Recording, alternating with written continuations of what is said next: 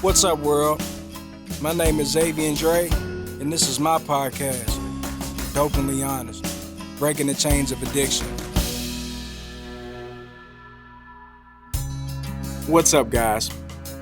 Welcome to another episode of Dopenly Honest. Today we have a very special guest who is very active in the recovery scene, has almost 9 years clean, and still going strong.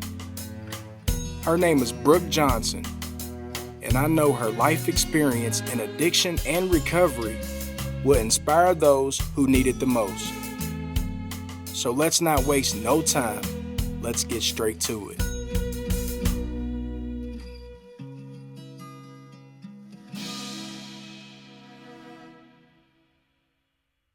Before we get started, I'd like to thank you for your time coming down and being with me and doing this episode. I always like to start off these things by giving thanks to God for another day clean. I know for me, that's the most important thing, that we made it another day.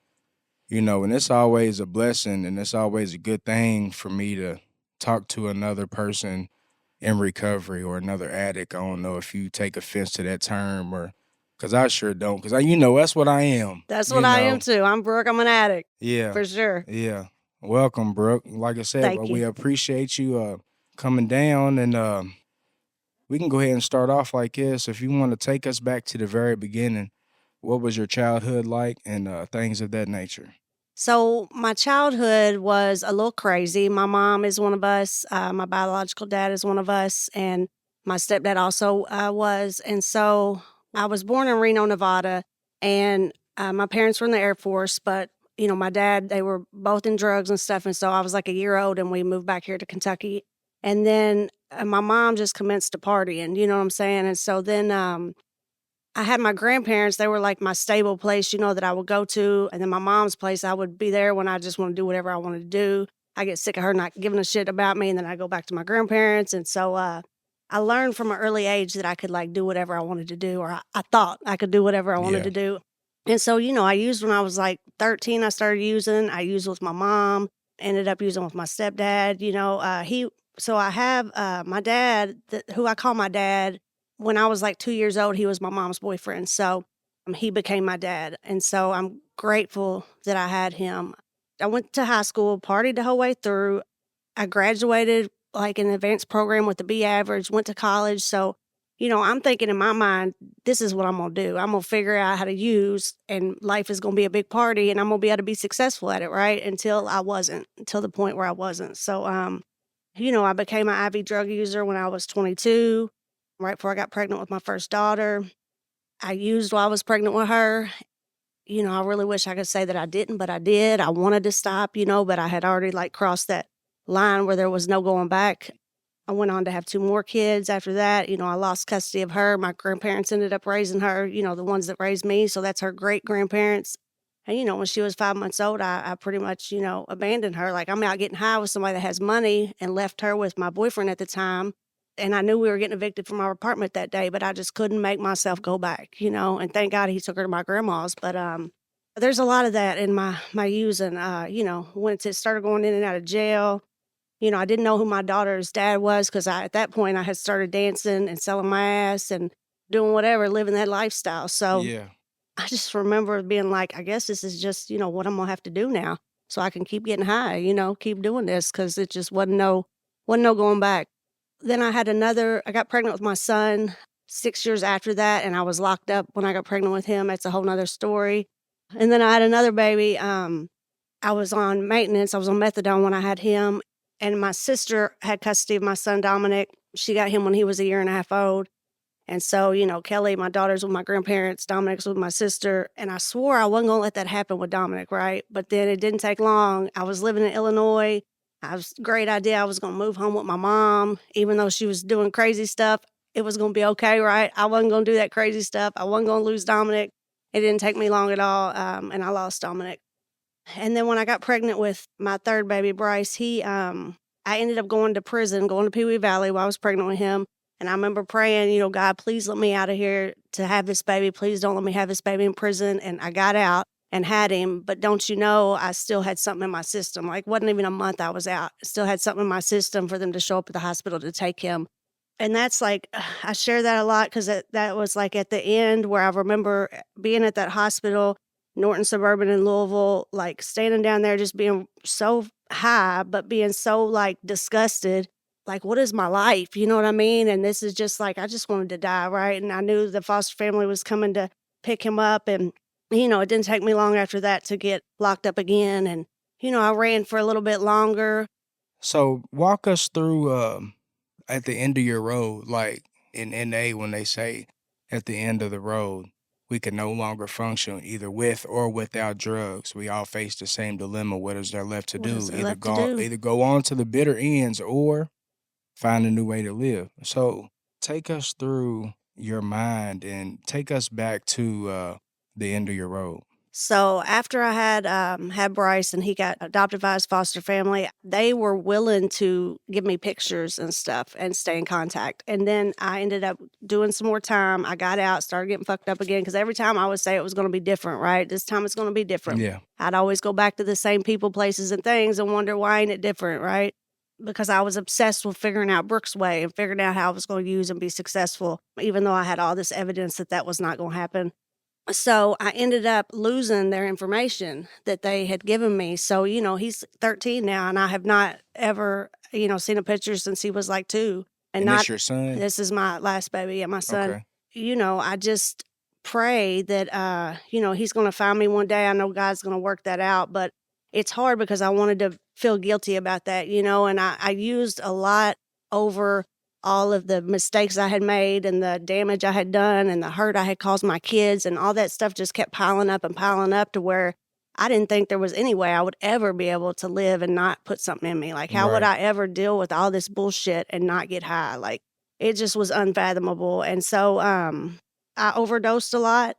And this one time I overdosed and I woke up and I was like in this carpet full of fleas. This house, I would go to my friend Ben's house and hang out. And it was like so bad. He had fleas so bad. But, the places that I stayed, it didn't matter, right? And I didn't really have anywhere to stay. I was homeless. So I would go to Ben's and hang out.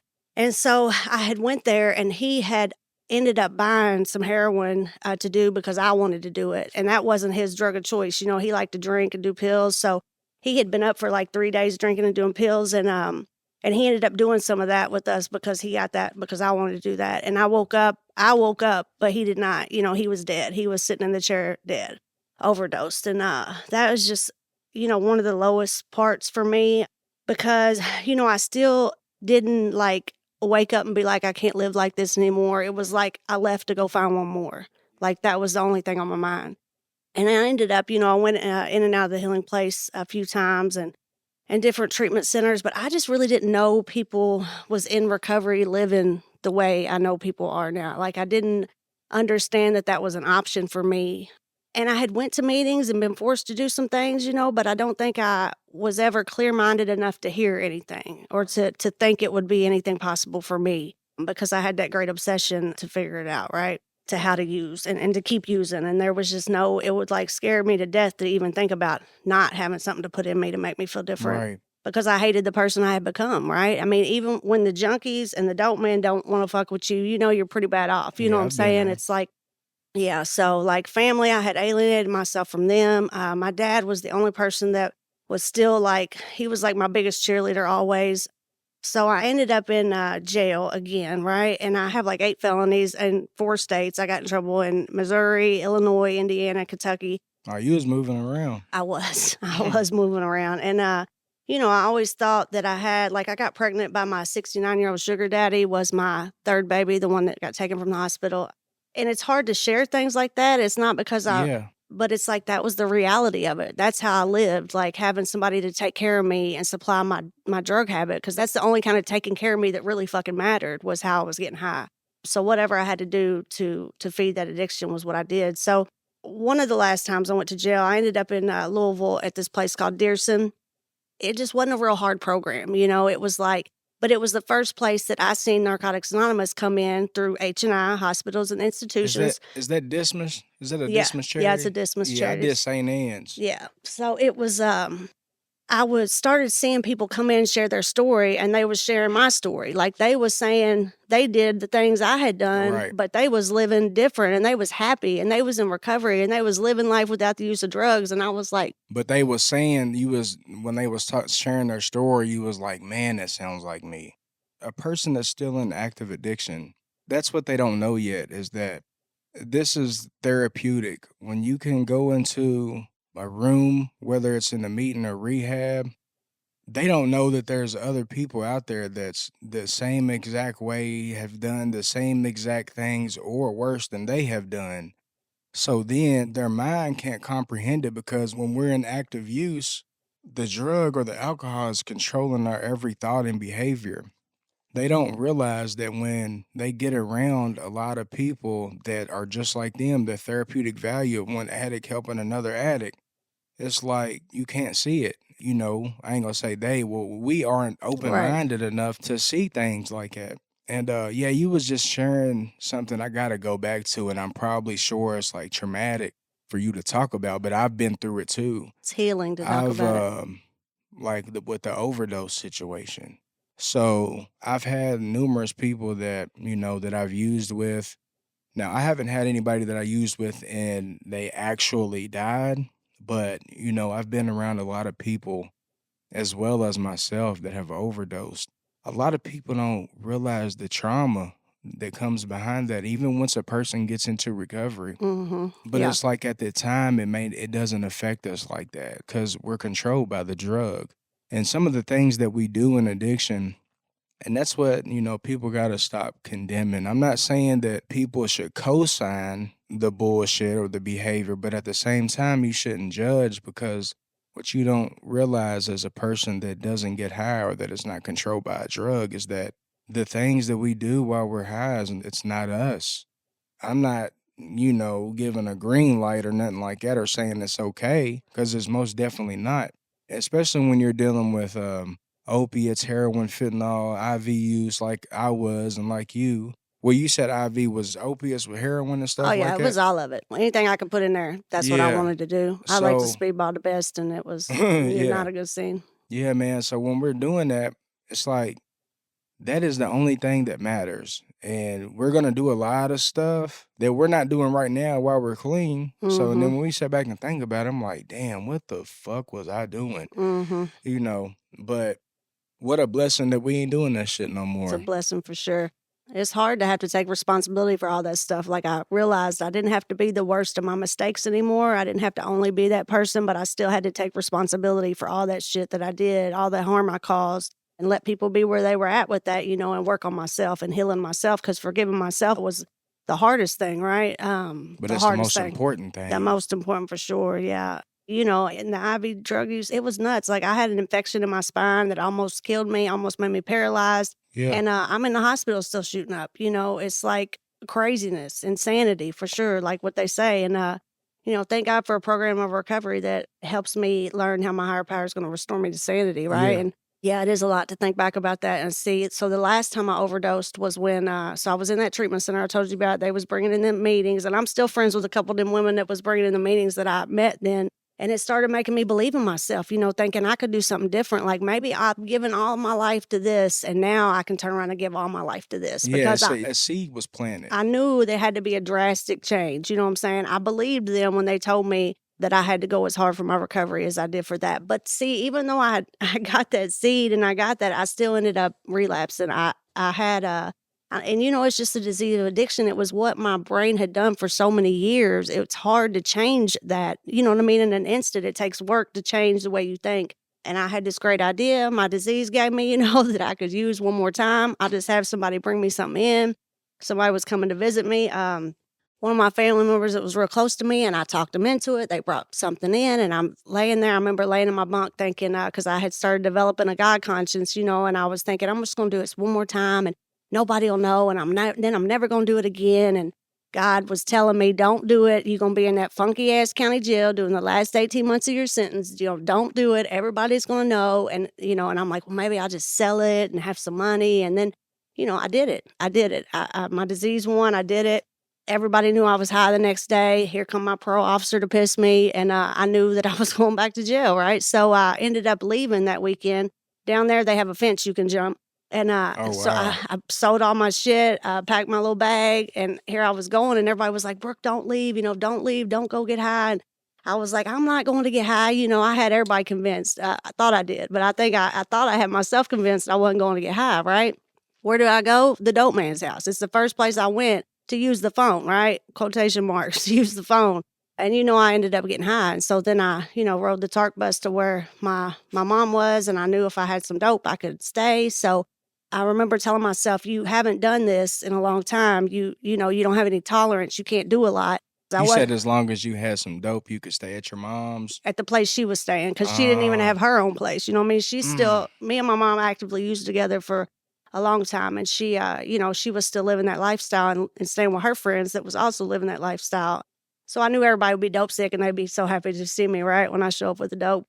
Anyway, they was, and I remember telling myself I couldn't do a bunch because I didn't have a tolerance, and then I forgot and got too high and did a bunch and overdosed, right? And so that was the last time I overdosed, and I remember waking up, them Narcaning me, and my mom's like tripping, and we got to the hospital, and I remember trying to fight this EMS guy because he wouldn't let me have nothing to drink, no water, because you're not supposed to drink water after Did you they get Narcane you. immediately sick when they Um, hit you with the Narcan? no, I don't think, but I remember being thirsty. I was so thirsty, like I just wanted some water, and he wouldn't let me have no water because I think it makes the effects of the dope come back or something. I don't really know all the science behind it, but I ended up, getting some water, and then I had to wait. And I remember here I'm at the hospital, overdosed, and my mom's sitting beside me nodding out, and these people's just looking at us like we're fucking crazy because we are. It's like I remember thinking, what the fuck? Like, I just had a year clean. I was just in this treatment center. My sister was sending me pictures of my son. My people were starting to talk to me. And,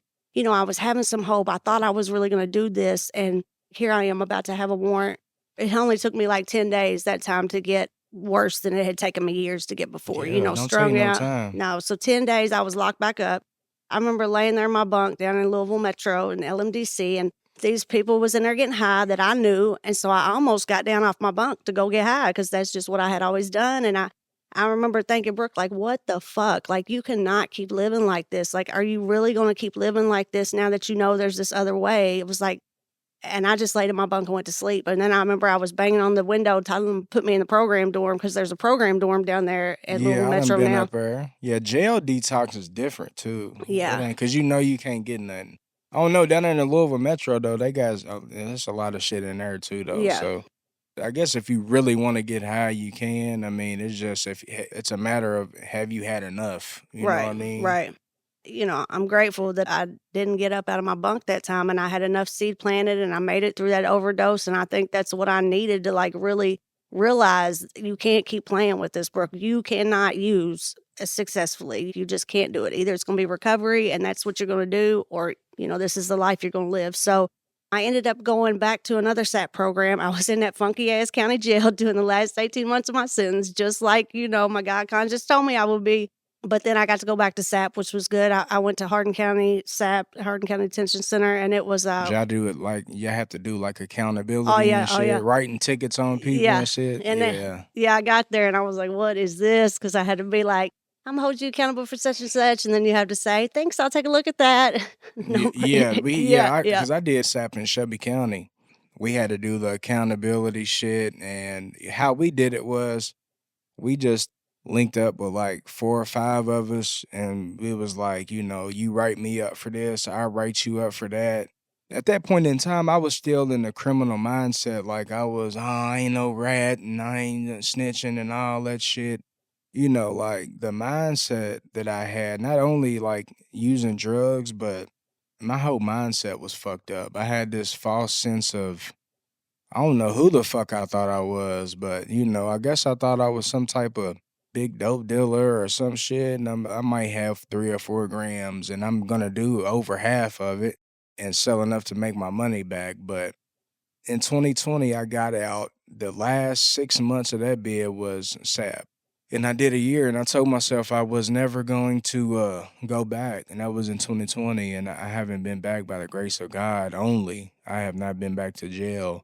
Man, that's a blessing, you know what I mean? And they say if the drugs don't kill you, the lifestyle will. For sure. Yeah. I remember being in Pee Wee Valley with people that was doing life for something they did while they was high. You know what I'm saying? And thinking, Oh, man, could you imagine? yeah, when I have bad days now, I'd be like, Brooke, you could be in jail forever. You know, you could be in jail doing some big time for something you did that you didn't get caught for, or you could be dead. You could not have made it out alive those times you overdosed. And I know, you know, now I can be grateful. So that SAP program changed my life for real because I really started like taking a look at my behaviors and realizing that I couldn't keep blaming my mom for the way I was. I couldn't keep blaming my, you know, upbringing or anybody else for anything. It was like I had to take responsibility for that shit. And once I realized that my life was my responsibility and like I had a chance to take it back, but it was up to me, right? And so there was more people coming in sharing their story. And I was like, man, is these people really out here doing this? And I remember just writing, I wrote so much in there and I was just really trying to figure it out and how to forgive myself and how I was going to give this recovery thing a shot because I did not want to keep coming in and out of there. I did not. I'd like to say that was the last time I went, but I went clean one time. I'll tell you about that. But Was you in drug court? no, I wasn't in drug court. Oh. I had like 4 years clean and I had got my license back. I only had my license 30 days. And I remember I got pulled over for a headlight or something. And he told me I had to get out of the car and put my hands behind my back. And I was like, no, you don't understand. I don't live like that no more. You know, I was tripping. And he was like, I'm sorry. Like, you got a warrant. Like, I got to take you. And I was like, oh my God. And so when I went in there and I'm thinking, and I'm like, rocking out recovery at this point. Like I got a sponsor. 4 I'm years in, sponsoring yeah. women. I'm doing step work. I'm doing all of it. And it was I think it was around COVID time. But anyway, I got down there and it made me realize like what all I had to be grateful for because then I'm sitting in this boat. Everybody's in there dope sick and just disgusted. And I'm thinking, man, like, thank God. Like, I don't ever have to really come back here. And it was just a charge that had, they had messed up some paperwork, right? And that was the only Oh, reason this warrant had wow. popped up.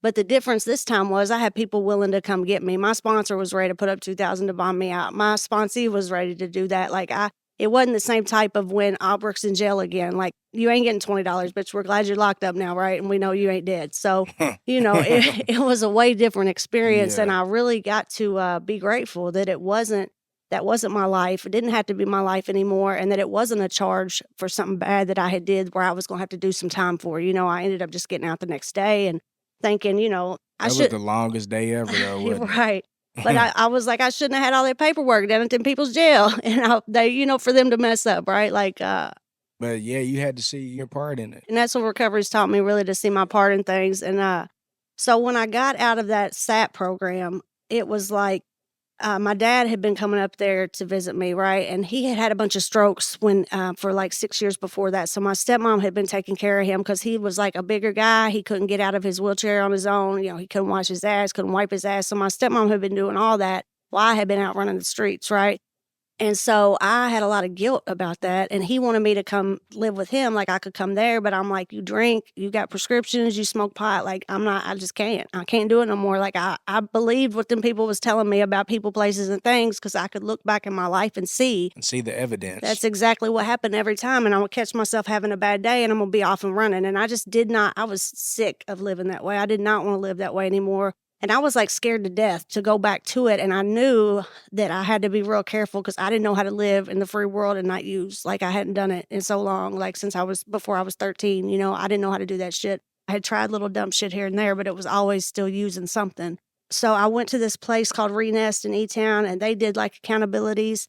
I had to get a job. I had to go to like 5 meetings a week. Like I had to work a program and like do their community and still hold people accountable and write about myself. And it just really helped me. You know, it helped me when I got out. And then my dad passed away like 5 months after I got out. So I was like, sorry to hear it. Yeah, thank you. But it's like, yeah, it was hard because my disease wanted me to be like, feel guilty about it. Right. And then I got to turn that around to something positive and be like, I got to show up at his funeral. I got to be present. I got to give his eulogy. I got to be there with my family, you know, and not be out running the streets or locked up or dead. Yeah. Right. Those are things that, you know, that we can do when we clean, and that versus that when we use them, we're not thinking about nothing like that. Yeah, and if I would have went and lived with him, then that, you know, that very well could have been the possibility that I wouldn't have been there when he passed away. And then I, you know, had to live with that forever. So, and at that point I had a sponsor. I had been working some steps. I was working a program. Like when I got out, I dove headfirst into recovery. I remember going to my first meeting in the free world, and I was like, I had anxiety. It was like all these people, and it was Yeah. just, but I was grateful to be there. I was just grateful. Yeah, when I first started going to meetings, like seriously, I remember I was in Dismas Charities in St. Anne's down there in Louisville, and my motives weren't right. Like I was trying to 13th step and shit. But now, like I said, that was that first sap that I did. And still, even though that I wasn't using, nothing changed for real other than me not using drugs. And that's why today, sometimes, like I shared on this in a meeting before, sometimes I feel more crazy than what I was when I was getting high. But it's only because I put on a mask for so long trying to cover up my emotions, whether if I was mad, whether if I was sad, whether if I was happy, angry. I would put a mask on so I didn't have to think about that shit, so I didn't have to deal with my emotions. So now in recovery, fast forward to me being clean now in 2026, and let's say something happens on a random Monday at work and somebody pisses me off and I can't just go get high. In the moment, I got to really think about this shit. I got to really talk to God about it, use the tools that I've learned because if not, I can still be sick and not be getting high. You know what I mean? And a lot of people don't understand that. They think just because you stop getting high that you clean and that you're sober. But really, the only thing you are is not using drugs. But other than that, you're sick and miserable as fuck. If you don't apply some of the shit that you learned, even today, I can get sick quick. I can get mad and I can let it take me all the way and however long I want to let it take me.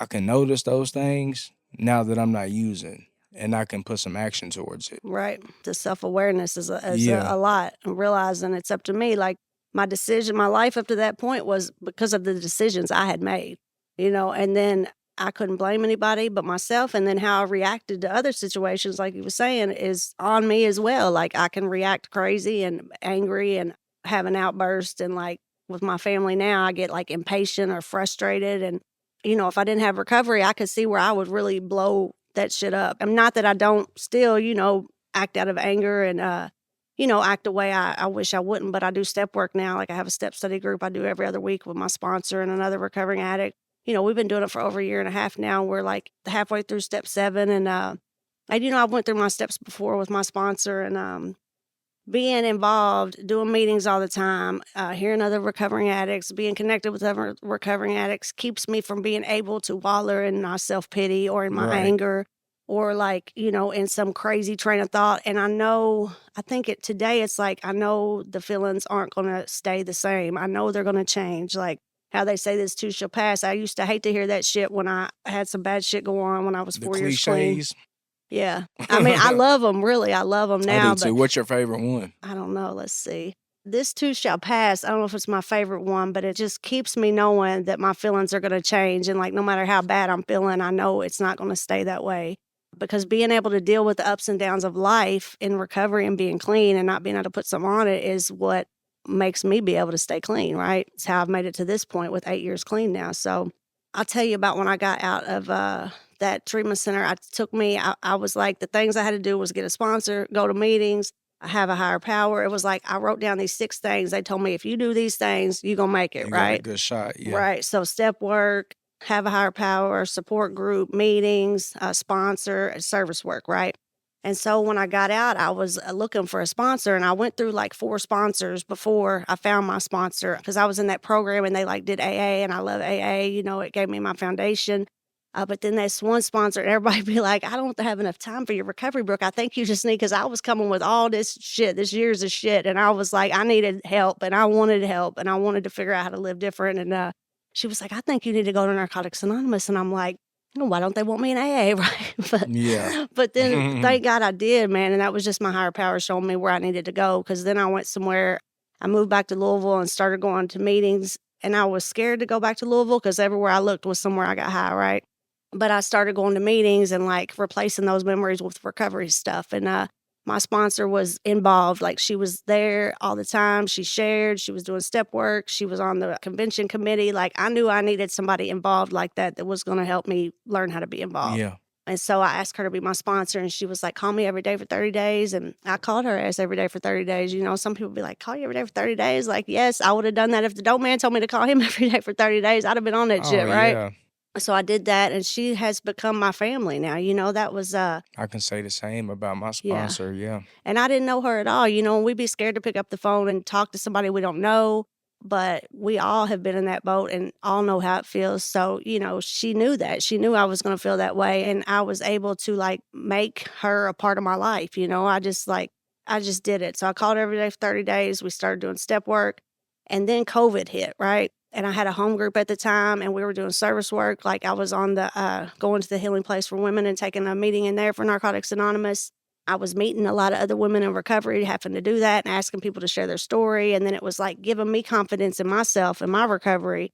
And, you know, when them women would come share their story, and I would think is how much hope it would give me. Like I go back and write in my journal about what they said. And I would think if I could give somebody some hope like that, like maybe I could do something with all these years of bullshit. Like maybe it can count for something. And then I'll be able to carry it easier, right? Be able That's to what live it's with all it better. about now. Yeah, so and then COVID hit, right? And thank God for Zoom and Whitney. She had told me about the International Online Marathon Meeting of Narcotics Anonymous.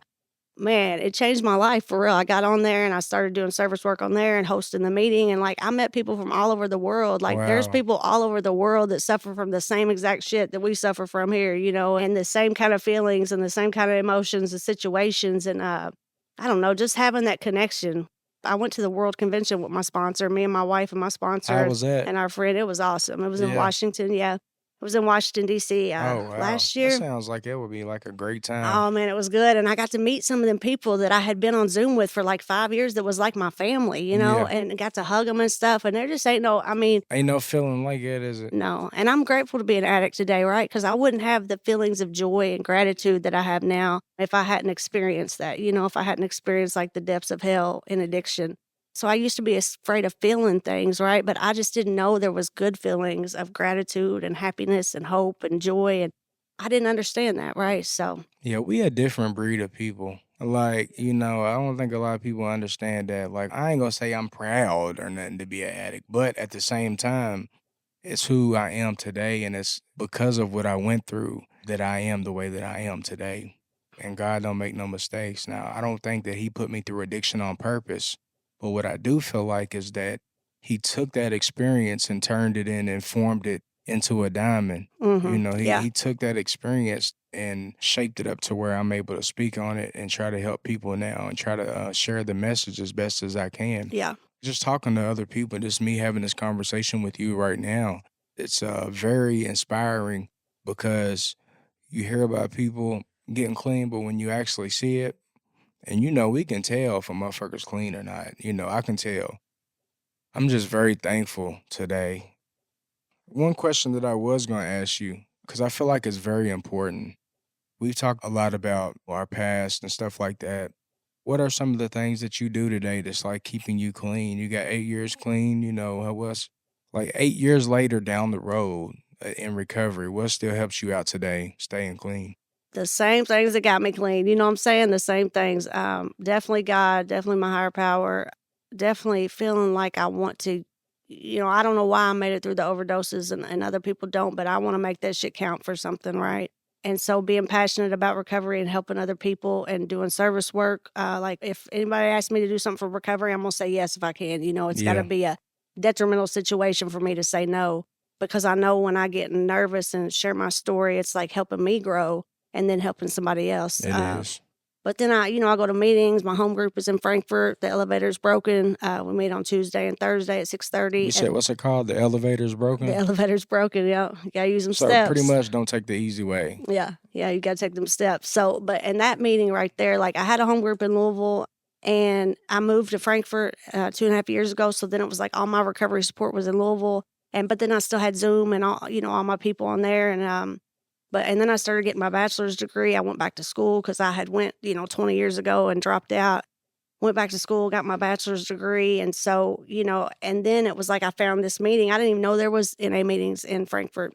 And I was like going to Lexington and back to Louisville and getting on Zoom. And then I found this meeting and it was like, I just feel like God put me right where I need to be when I need to be there. And now we're going to celebrate our 2 years as a home group. And it was just like, I don't know, man. The strong women in recovery there and guys, it's just I might have to come up here it's to a awesome. I love meeting. it. It's great. I'm grateful for it. Now we do a literature study on Fridays at the Recovery Cafe where I heard Lindsay's episode and she was talking about that. And Yeah.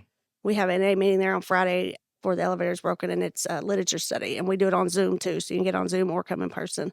So still working steps, like sponsoring women has really helped me a lot because, I need them more than they need me. They think I Right. help them and that they need me, but for real, they keep me going because it keeps me feeling like I'm doing something and I'm helping somebody. And, I don't have to have no profound words to say. Like, God's going to help me say what I need to say when they need help. But just being an example of somebody that had this past and lived that way and then that is now living this way clean and that it's happy and able to deal with life on life's terms. Like, I used to not know what that shit meant. Like, what does life on life's terms mean? Like, I just didn't know because I didn't care. Like, it didn't matter what happened. I was getting high, right? So now being able to have coping skills and deal with things. So, I mean, I go to meetings. My home group's 3 nights a week. I get on Zoom on Saturday and I host the international meeting. Sundays every other week, I do my step study.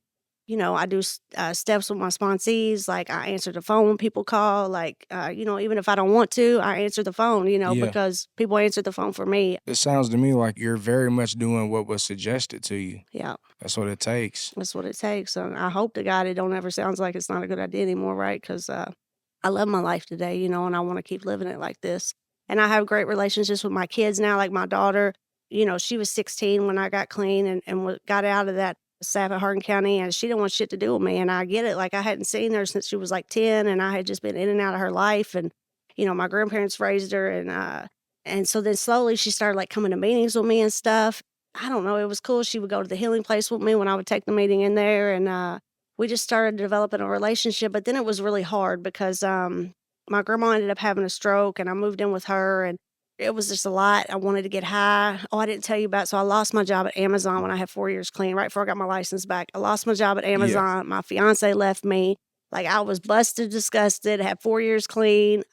Like, I wanted to get high. I was ready to give it all up, but I'm grateful. Like, I had my foundation, I had my sponsor, I had my support group, I had Zoom. I ended up getting a job. Somebody helped me get my license back because I had like 4 DUIs, and so it was a lot to get my license back. I had to go to like a year of classes for that $20 a week. You got to go to these year of Yeah. classes, and so I still had to do that, even though I had done all the time and the treatment, and it was just a lot. And I ended up getting my license back and went to jail clean, and it just being able to see that I made it through that shit. Now I just got married last year to my wife, and she's one of us, and she has a 9-year-old and a 3-year-old. So now I have a 9-year-old and a 3-year-old, and they're my world, and it's So what's it like? Because a lot of people that's in recovery may not have a spouse that's in recovery too. What's that like? Like, is that the thing where it helps y'all? for us, it helps us for sure because we can relate. We know each other's crazy. You know what I'm saying? We know Yeah. we're insane because we're addicts and we know what each other's been through. And like when we got together, she was fighting to get her daughter Willow back. Our daughter, she's 3 now. So I got to like help her do that and be there with her. And it was like a healing thing for me because I didn't do that with my kids. I didn't get to do that with my kids because I didn't get clean in time. Like my son's 16, he still lives with my sister. And he knows that I'm his mom too and all that, and we have a great relationship, but, helping my wife do that was the healing process for me and her. I try not to be her sponsor. Sometimes it can be hard because 'cause I'm like, I wanna Yeah. control shit, and I wanna Yeah. think you're not doing what you're supposed to be doing, and you're not calling your sponsor, and I have to really chill and just let her do her recovery. Now, I mean, if she was out using or something, I'd have to put my foot down, and You it'd have be to step in, yeah. we have like a plan. Like we've already said, what happens if one of us goes back out? Like the other one, they have to go to treatment. Like you have to go to treatment. It's like no ifs, ands, or buts. Like if we're going to It's keep the non-negotiable. family unit together, right? So, I think talking about it before and having a plan of action because it's not like if an addict's going to want to use, it's like when they want to use. What are they going to do? Do you have Right. tools to not use? I just think it's a very beautiful thing when two people that used to get high that are now clean and, can still be with each other and you know what I mean? That's God. You know what I mean? Right, it is for sure. And like I wasn't able to see the beautiful life I have now. I wasn't able to see that when I was 4 years clean and all that shit happened to me. And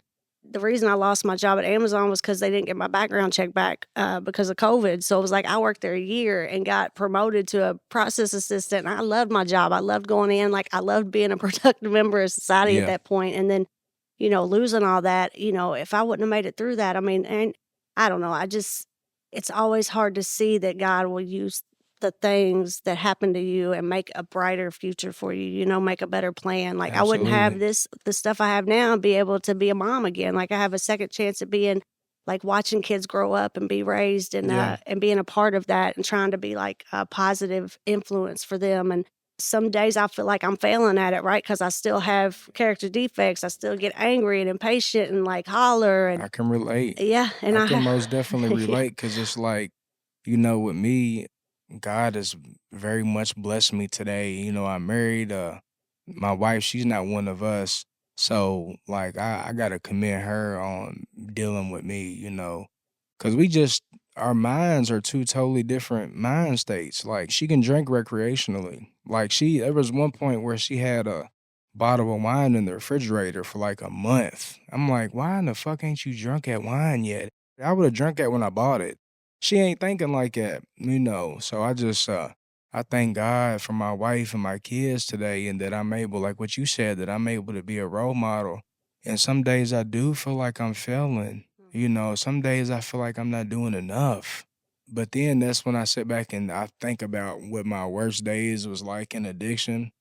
And then my worst days now are way better than my worst days in addiction.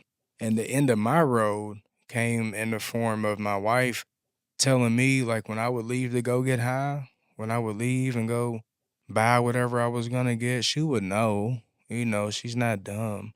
And she was telling me, well, before you leave, just make sure you look your daughters in the eye. I couldn't do too many more of them. Look at my children. I'm like, well, fuck it. I'm still gonna go. I couldn't keep doing that, man. Just like, I get very emotional thinking about that. And it's like, I thank God that I was able to start deciphering, okay, you not this type of person. But I wasn't able to just do it and stop using. I had to put some action in. My sponsor now, him and his wife works in treatment. They were able to get me into Recovery Works in I think E-Town. And it was a 30-day program. I got the most out of that 30-day program than any other long-term treatment that I've been to, simply for the fact that I was ready. I It was was just at willing. that point. I was willing and I was ready, and I was at the end of my road. That was November the 26th of 2023.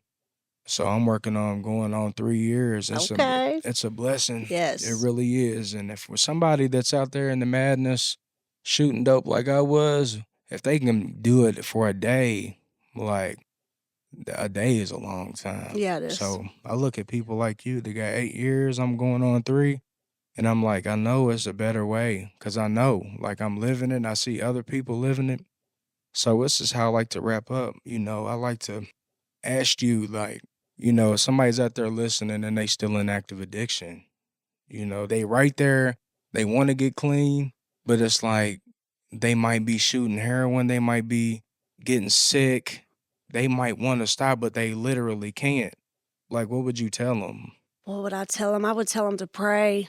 Pray that God shows you how to get out of it because it's just the fact that if they're listening to this podcast and listening to somebody in recovery that has been there and changed their life is, shows that you want to do something different, right? And every time I had a way out, what I mean, whether I took it or not, there's a way out. There's somebody that will help you. There's a way to like get into treatment. I mean, for me, I had to get locked up for a minute and get clear-headed and be forced. And then I realized some things, but it took a lot of different times for that. And there's always yets like you're eligible to, if you ain't been locked up, you could get locked up or have an overdose. It could start happening. Like all these things, if you haven't done some things yet, sometimes we disqualify ourselves because we think we ain't that bad. It ain't Yeah, that bad for me. But like you don't have to do all those things to qualify for recovery and right. to start doing something different. And it's like recovery will give you a chance to take your life back. Like take your fucking life back. It's like we got one shot at this Yeah, life. you And got to go take that shit. You yeah, got to. Yeah, you 'Cause can't let. it ain't nobody gonna give it to us. Yes, I know we had to plan our funeral when I was in SAP, and I had to Yeah, stand we up had to do there it too. and Yeah. get my funeral, and I would think about my kids, like, that I didn't even really know that I had abandoned, that was growing up without me. I was missing everything, and what are they gonna say? My mom was a junkie and died of an overdose? I mean, is that what I want my life to end being? And I didn't, like, I realized I didn't. I didn't want that. I wanted them to see me overcome some shit, like, there's people in your life, I'm sure, if you're still using, that love you and that wanna help you, and even if you're all alone, there's people in recovery that love you and wanna help you, and you'll be helping them just as much by letting somebody help you, like, go to meetings, find a sponsor, do some step work, if you need to go to treatment first, do it, like, you need to get on maintenance medication, go do it, like, Yeah. whatever, I didn't share with you that, when I was standing at the hospital, I had Bryce, and they took him for the foster family, like 10 years later, like almost 10 years to the day, he was about to be 10. And I got to stand in that same spot with 5 years clean at that hospital, helping somebody in recovery that was trying to work a program, having a baby. And I got to stand there with 5 years clean, and that's like a spiritual experience That was for a me. God moment. Yes. And that was like a healing. It was so healing to feel that emotion and to feel like God was just like, I got you. Like, look at your life now. Like, look at what's going on in your life now, right? Like, you can do this and you can help people, and it's all gonna count for something, right? And one day I'll see Bryce again, and I just have to Yeah. believe that God's taking care of him and he's got the best life possible, right? And I just have to believe that. All we can do is what we've been doing to stay clean. And we got to give the rest to God. Because I like to try to give it to God, then take it back, Oh, yeah. then give it back to him, then take it back, like playing tug of war with God. But we know who's going to win that match. Right. And it's not me. I'll be like, God, why is it still like this, right? Yeah. But here I've been taking it back every time, Yeah. right? So I would tell that person, be honest that you got a problem first and foremost. And it's hard because when we're actively using, you get obsessive, you're blinded. The only thing you know is to go get that next one. But I would say to try your best to be honest and that you have a problem, because fuck who you think's gonna judge you or who's gonna look at you this way or that way. Mm-hmm. Because you've been getting high, so people's already looking at you like that We always think anyways. people don't know. But they do. They do. Obviously, they know. Yeah. So I would tell them to get honest, and I would tell them to have an open mind to try to live a better way. And the most important, I heard this the other day, the most important principle is willingness. Because you can know the Bible or the innate literature from front to back, but if you don't apply it and be willing to apply that information, you're doomed. In addiction, you are. You got to be willing, man. Yeah, that's the how of the program. Yeah. Honesty, open-mindedness, and willingness. Finally, I would say it's a matter of life and death. It is. It is. And if I go back out, I know I probably won't make it back in. And one more thing I would just say, you got to love yourself, because if you don't love yourself, you can't love nobody else. Yeah, you gotta learn to talk to the disease and tell it to shut the F up, because I don't believe you no more. I'm not worthless. I don't have to be the worst of my Yeah. mistakes I've ever done. I can be something different, and I can be somebody and love myself and forgive myself and help other people, right? Absolutely. Well, Brooke, like I said, I thank you very much for coming and giving us, some pieces of your life story and sharing your experience on being in active addiction, but also on being in recovery. And it seems like you're doing God's work, and that's what's most important. So, guys, man, keep coming back. Like, share, and subscribe, and keep tuning in for more recovery-related content. I love y'all. Peace. Thank you for listening to this episode of Dopenly Honest. I know all too well that recovery is an uphill battle, but there is hope. For resources, find your local NA, AA, or CR meeting. I can't stress enough how crucial meetings are to my personal recovery. If you enjoyed this content, please like, share, and meet us back right here for more episodes of Dopenly Honest. And remember, you are not alone. One day at a time, we do recover.